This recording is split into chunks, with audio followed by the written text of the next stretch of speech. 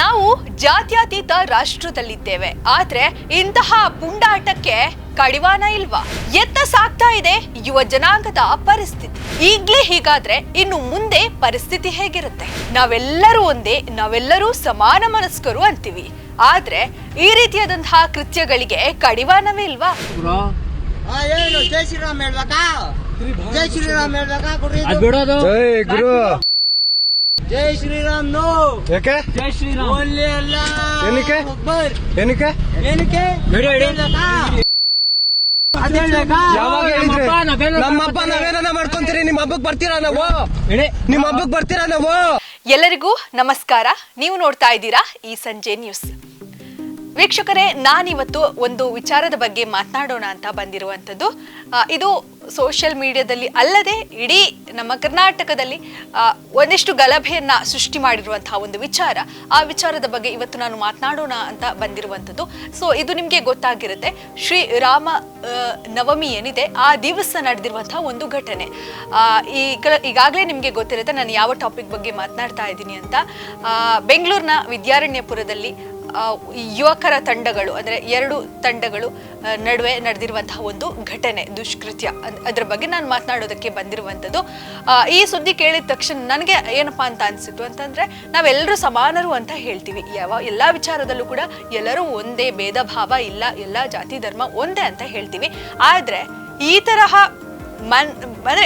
ಈ ತರಹ ಕೋಮು ವಿಚಾರಗಳು, ಕೋಮು ಗಲಭೆಗಳು ದಿನದಿಂದ ದಿನಕ್ಕೆ ಜಾಸ್ತಿ ಆಗ್ತಾ ಇದೆ. ಯಾಕೆ ಅಂತ ಒಂದು ಪ್ರಶ್ನೆ ಕಾಡ್ತಾ ಇರುವಂಥದ್ದು.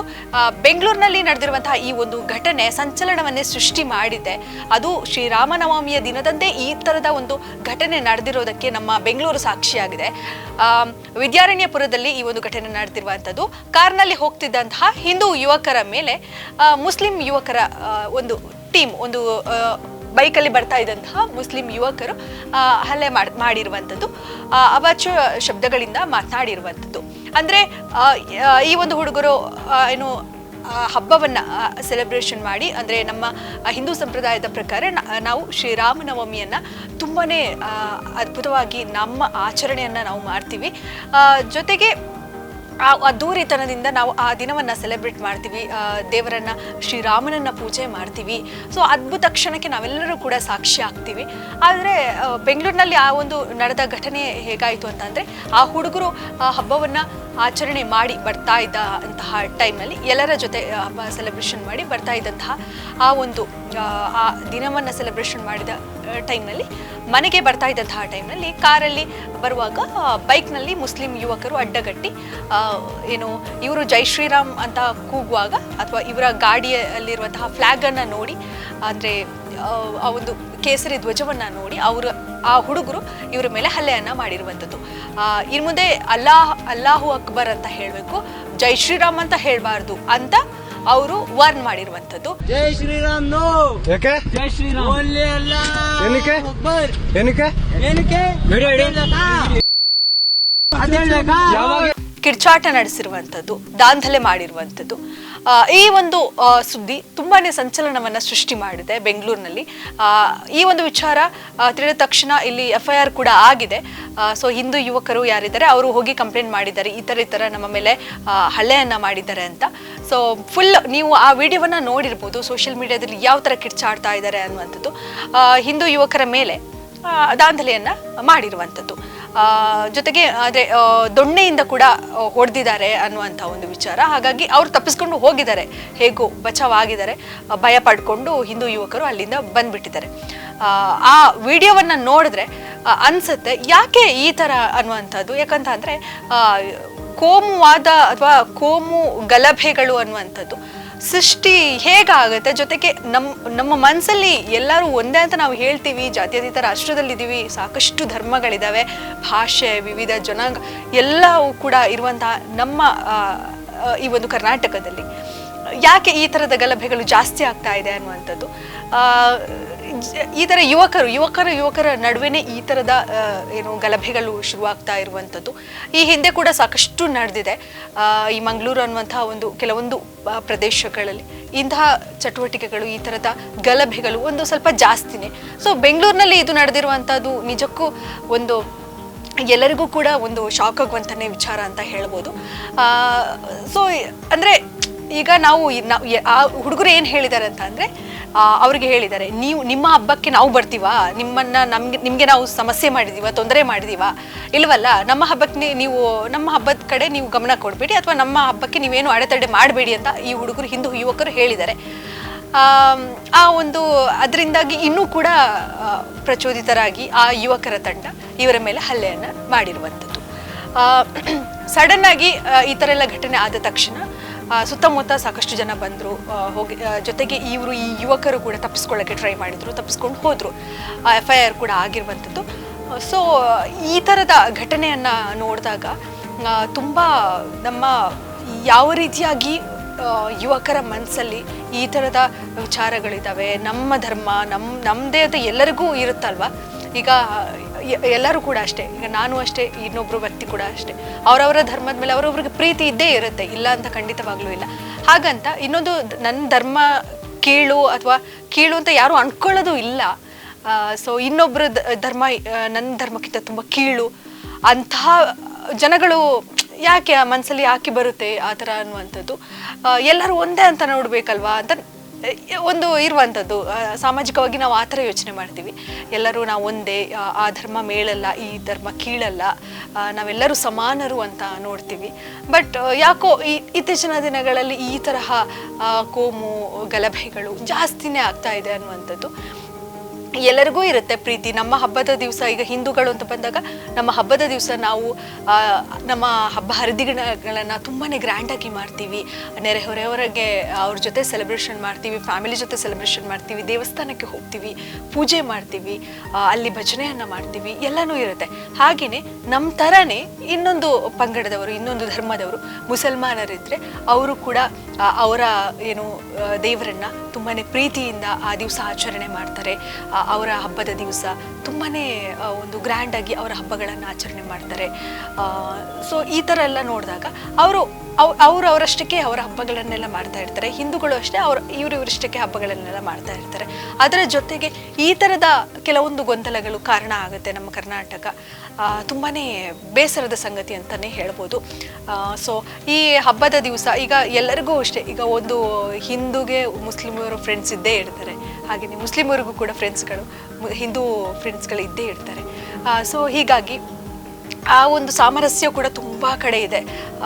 ಅಂದರೆ ಅಷ್ಟೊಂದು ಅನ್ಯೂನ್ಯತೆಯಿಂದ ಬದುಕ್ತಾ ಇರೋರು ಇದ್ದಾರೆ ನಮ್ಮ ಕರ್ನಾಟಕದಲ್ಲಿ. ಅವರಿಗೆ ಇವ್ರು ರೆಸ್ಪೆಕ್ಟ್ ಮಾಡ್ತಾ, ಗೌರವ ಇವ್ರಿಗೆ ಅವ್ರು ಗೌರವ ಕೊಡ್ತಾ, ಇವರಿಗೆ ಗೌರವ ಕೊಡ್ತಾ, ಎಷ್ಟೊಂದು ಪ್ರೀತಿಯಿಂದ ಇರುವಂಥದ್ದು ತುಂಬ ಜನ ಇದ್ದಾರೆ. ಸೊ ವ್ಯಾಪಾರ ವಹಿವಾಟಲ್ಲೂ ಕೂಡ ಅಷ್ಟೇ ನೆರವಾಗುವವರು ಇರ್ತಾರೆ. ಈಗ ಒಂದು ಕ್ಷೇತ್ರ ಅಂತ ಬಂದಾಗ ಒಂದು ಕ್ಷೇತ್ರದಲ್ಲಿ ಯಾವುದೇ ಇರ್ಬೋದು, ಒಂದು ವ್ಯಾಪಾರ ಇರ್ಬೋದು, ವಹಿವಾಟು ಏನೂ ಇರ್ಬೋದು, ಅಥವಾ ಎಜುಕೇಷನ್ ಇರ್ಬೋದು, ಈ ಎಲ್ಲ ವಿಚಾರಕ್ಕೆ ಸಂಬಂಧಪಟ್ಟ ಹಾಗೆ ಎಲ್ಲರೂ ಇರ್ತಾರೆ. ಅಲ್ಲಿ ಎಲ್ಲ ಪಂಗಡದವರು ಇರ್ತಾರೆ. ಅಲ್ಲಿ ಜಾತಿ ಭೇದ ಭಾವ ಏನೂ ಇರಲ್ಲ. ಸ್ಕೂಲ್ಗೆ ನಾವು ಸೇರುವಾಗಲೂ ಕೂಡ ಅಷ್ಟೇ, ನಮ್ಮ ಸ್ಕೂಲಲ್ಲಿ ಎಲ್ಲ ಜಾತಿ ಧರ್ಮದವರು ಎಲ್ಲರೂ ಇರ್ತಾರೆ. ನಾವು ಅವ್ರ ಜೊತೆ ತುಂಬ ಪ್ರೀತಿಯಿಂದ ಮಾತಾಡ್ತೀವಿ, ತುಂಬಾ ಅನ್ಯೂನ್ಯತೆಯಿಂದ ಆಡ್ತೀವಿ. ಅಲ್ಲಿ ಯಾವುದೇ ರೀತಿಯಾದಂತಹ ಕಲ್ಮಶಗಳಿರಲ್ಲ. ಒಂದು ಕೋಮು ಭಾವ ಅನ್ನುವಂಥದ್ದು ಏನೂ ಇರಲ್ಲ ಆ ಟೈಮ್ನಲ್ಲಿ. ತುಂಬಾ ಅನ್ಯೂನ್ಯತೆಯಿಂದ ಆಟ ಆಡಿಕೊಂಡು, ಚಿಕ್ಕ ಮಕ್ಕಳು ಆ ಥರನೇ ಅಲ್ವಾ, ಎಲ್ಲರ ಜೊತೆ ಒಡನಾಟ ಇದ್ದು ಎಲ್ಲರ ಜೊತೆ ಗೂಡಿ ಹಬ್ಬಗಳನ್ನು ಆಚರಿಸುವಂಥದ್ದು ಅದೊಂದು ಟೈಮ್ ಇರುತ್ತೆ. ಸೊ ಎಲ್ಲಿ ಮನುಷ್ಯ ಬೆಳೀತಾ ಹೋಗ್ತಾನೋ, ಇಲ್ಲಿ ದೊಡ್ಡವನಾಗ್ತಾ ಹೋಗ್ತಾನೋ, ಆವಾಗ ಅವನವನ ಕಲ್ಪನೆಗಳು ಚೇಂಜ್ ಆಗ್ತಾ ಹೋಗಿ ಈ ಥರದ ದೊಡ್ಡ ದೊಡ್ಡ ವಿಚಾರಗಳಿಗೆ, ಈ ಥರದ ದೊಡ್ಡ ದೊಡ್ಡ ಸಂಗತಿಗಳಿಗೆ ಕಾರಣ ಆಗುವಂಥದ್ದು. ಸೊ ನಮ್ಮ ಮನಸ್ಥಿತಿನೇ ಕಾರಣ ಅಂತಲೇ ಹೇಳ್ಬೋದು. ಒಂದು ಧರ್ಮವನ್ನು ರೆಸ್ಪೆಕ್ಟ್ ಮಾಡೋದು ಕೂಡ ನಮ್ಮ ಕೈಯಲ್ಲೇ ಇದೆ, ಇನ್ನೊಂದು ಧರ್ಮದ ಬಗ್ಗೆ ತುಂಬ ಅವಹೇಳನಕಾರಿ ವಿಚಾರಗಳನ್ನು ಮಾತಾಡೋದು ಕೂಡ ನಮ್ಮ ಕೈಯಲ್ಲಿದೆ. ಸೊ ಎಲ್ಲರೂ ಒಂದೇ ಅಲ್ವಾ, ನಾವು ಏನು ಸಪ್ರೇಟಾಗಿ ಏನೂ ಇಲ್ಲ ಅಲ್ವಾ. ನಾವೆಲ್ಲರೂ ಮನುಷ್ಯರೇ, ನಾವೆಲ್ಲರೂ ಕೂಡ ಪ್ರೀತಿ ಹಂಚಲೇಬೇಕು, ಪ್ರೀತಿ ಹಂಚ್ತಾನೆ ಬೆಳಿಬೇಕಾಗತ್ತೆ. ಸೊ ಒಬ್ಬರಿಂದ ಒಬ್ಬರು ಸಪೋರ್ಟ್ ಇರಲೇಬೇಕಾಗಿರುವಂಥದ್ದು. ಸೊ ಯಾಕೆ ಈ ಥರದ ಕೋಮು ವಿಚಾರಗಳು ಅಥವಾ ಗಲಭೆ ಸೃಷ್ಟಿಯಾಗುವಂಥದ್ದು, ನಮ್ಮನ್ನು ನಾವು ಯಾಕೆ ಈ ಥರದ ವಿಚಾರಗಳಿಗೆ ಒಗ್ಗಿಕೊಳ್ಳಿಸುವಂಥದ್ದು ಅನ್ನುವಂಥದ್ದು. ಸೊ ಹಾಗಾಗಿ ಈ ಒಂದು ರಾಮನವಮಿ ದಿವಸ ಈ ಥರ ಒಂದು ಘಟನೆ ನಡೆದಿರುವಂಥದ್ದು ತುಂಬ ಒಂದು ಸಮಾಜದಲ್ಲಿ ಒಂದು ದೊಡ್ಡ ಕೋಲಾಹಲವನ್ನೇ ಸೃಷ್ಟಿ ಮಾಡಿದೆ. ಎಲ್ಲಿ ಹೋದರೂ ಕೂಡ ಇದೇ ಮಾತುಗಳು ಕೇಳಿ ಬರ್ತಾ ಇದೆ, ಈ ಥರದ ಗಲಾಟೆಗಳು ಅನ್ನುವಂಥದ್ದು.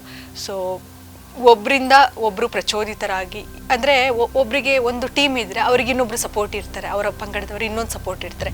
ಅಂದರೆ ಅದು ಆ ಥರನೇ ಸಪೋರ್ಟ್ ಇದ್ದು ಒಂದು ತುಂಬ ಸ್ಟ್ರಾಂಗ್ ಆಗಿ ಒಂದು ಧರ್ಮ ಇರ್ಬೋದು, ಒಂದು ಪಂಗಡ ಇರ್ಬೋದು ಬೆಳೀತಾ ಹೋಗುತ್ತೆ. ಸೊ ಹಾಗೆಯೇ ನಮ್ಮ ಈ ಹಿಂದೂಗಳಲ್ಲೂ ಕೂಡ ಅಷ್ಟೇ, ಒಂದಿಷ್ಟು ಜನ ಒಂದು ಟೀಮನ್ನು ಮಾಡಿಕೊಂಡು ಅಲ್ಲಿ ಒಂದಿಷ್ಟು ಗಲಭೆಗಳನ್ನು ಸೃಷ್ಟಿ ಮಾಡೋರು ಇರ್ತಾರೆ. ನಮ್ಮ ಕರ್ನಾಟಕದಲ್ಲಿ ಎಲ್ಲರೂ ಕೂಡ ಸಾಕಷ್ಟು ಜನ ಬೇರೆ ಬೇರೆ ಧರ್ಮದವರು ಇರುವಂಥದ್ದು. ಎಲ್ಲರೂ ಕೂಡ ಪ್ರೀತಿ ಸಹಬಾಳ್ವೆಯಿಂದ ನಾವು ಬಾಳ್ಬೇಕಾಗಿರುವಂಥದ್ದು ನಮ್ಮ ಕರ್ತವ್ಯ. ಅದು ಬಿಟ್ಟು ಈ ಥರ ಚಿಕ್ಕ ಪುಟ್ಟ ವಿಷಯಗಳಿಗೆ ತುಂಬಾ ಏನು ತಲೆ ಕೆಡಿಸ್ಕೊಂಡು ಒಂದು ಧರ್ಮದ ಬಗ್ಗೆ ಇನ್ನೊಂದು ಧರ್ಮದ ಬಗ್ಗೆ ತುಂಬಾ ಕೀಳಾಗಿ ಮಾತಾಡೋದು ಅನ್ನುವಂಥದ್ದು ತುಂಬ ದೊಡ್ಡ ತಪ್ಪು ಅಂತಲೇ ಹೇಳಬಹುದು. ಸೊ ಹೀಗಾಗಿ ಪ್ರತಿಯೊಂದು ಎಲ್ಲರನ್ನೂ ಕೂಡ ಪ್ರೀತಿಸೋಣ, ಎಲ್ಲರನ್ನೂ ಕೂಡ ಪ್ರೀತಿಯಿಂದ ಮಾತಾಡ್ಸೋಣ. ಏನಾದರೂ ಹಬ್ಬ ಹರಿದಿನ ಇದ್ದರೂ ಕೂಡ ಆ ಟೈಮ್ನಲ್ಲಿ ಅವ್ರಿಗೂ ಕೂಡ ಒಂದಿಷ್ಟು ಪ್ರೀತಿ ಹಂಚೋಣ, ಅವ್ರಿಗೆ ಕೂಡ ಒಂದಿಷ್ಟು ಸ್ವೀಟ್ ಕೊಡೋಣ ಅಥವಾ ಸ್ವೀಟಾಗಿ ಮಾತಾಡೋಣ ಅಟ್ಲೀಸ್ಟ್ ಅನ್ನುವಂಥದ್ದು. ರೆಸ್ಪೆಕ್ಟ್ ಮಾಡೋಣ, ತುಂಬಾ ಶಾಂತಿಯುತವಾಗಿ ಜೀವನ ಮಾಡೋಣ ಅನ್ನುವಂಥದ್ದು ಪ್ರತಿಯೊಬ್ಬರಿಗೂ ಕೂಡ ಇದು ಅನ್ವಯ ಆಗಲೇಬೇಕಾಗಿರುವಂಥದ್ದು.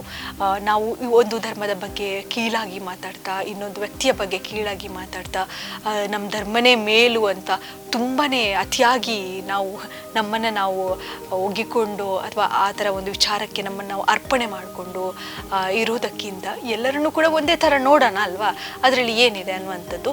ಸೊ ಕೆಲವೊಂದು ವಿಚಾರಗಳು ರಾಜಕೀಯವಾಗೂ ಕೂಡ ತಿರುವನ್ನು ಪಡ್ಕೊಳ್ಳುತ್ತೆ ಅನ್ನುವಂಥದ್ದು, ಚಿಕ್ಕ ಪುಟ್ಟ ವಿಷಯಗಳು ರಾಜಕೀಯದಲ್ಲೂ ಕೂಡ ತಿರುವನ್ನು ಪಡ್ಕೊಳ್ಳುತ್ತೆ. ಆ ಥರನೂ ನೀವು ಗಮನಿಸಿರ್ತೀರ. ಸೊ ಹೀಗಾಗಿ ಈ ಥರದ ಘಟನೆಗಳು ಈಗ ಆಲ್ರೆಡಿ ವಿದ್ಯಾರಣ್ಯಪುರದಲ್ಲಿ ಏನು ಘಟನೆ ನಡೆದಿದೆ, ಇದೇ ಥರದ ಘಟನೆಗಳು ಇನ್ನೂ ಯಾವುದೇ ರೀತಿಯಾಗಿ ಸಂಭವಿಸಬಾರ್ದು.